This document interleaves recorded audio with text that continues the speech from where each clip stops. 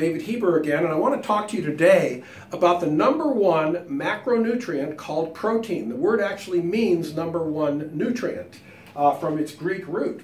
Now the key to protein is we all hear about you need protein every day to control your hunger and to maintain your muscles. You know, a lot of weightlifters take in extra protein to build their muscles.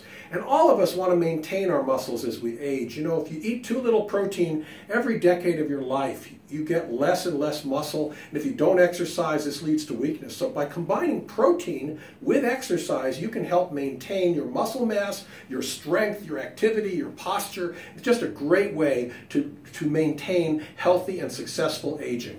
So let's take a look at this example of two people. Here's a man and a woman. They happen to be married. This guy weighs about 200 pounds, and his wife weighs about 120 pounds. Now, this fellow who weighs 200 pounds, about 150 pounds of his body is made up of protein. We call it lean body mass. This lady here with 120 pounds, you wouldn't believe it, she's actually carrying a little extra fat around. Her lean body mass is only 70 pounds.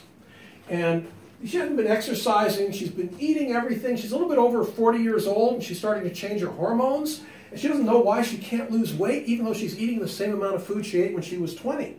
Well, what happened is this guy goes to the gym, he plays basketball on the weekends, so he has 150 pounds of lean and he burns about 2,100 to 2,200 calories per day. His wife here, who has burned 70 pounds, she only burns about 980 calories at rest and maybe a little bit over 1,000 to 1,100 with her exercise. Because she walks around the block and plays a little mahjong and things like that. So if you look at these two people, they're going to have a very different experience with the diet. Let's say we put both of them on a 1,200 calorie diet.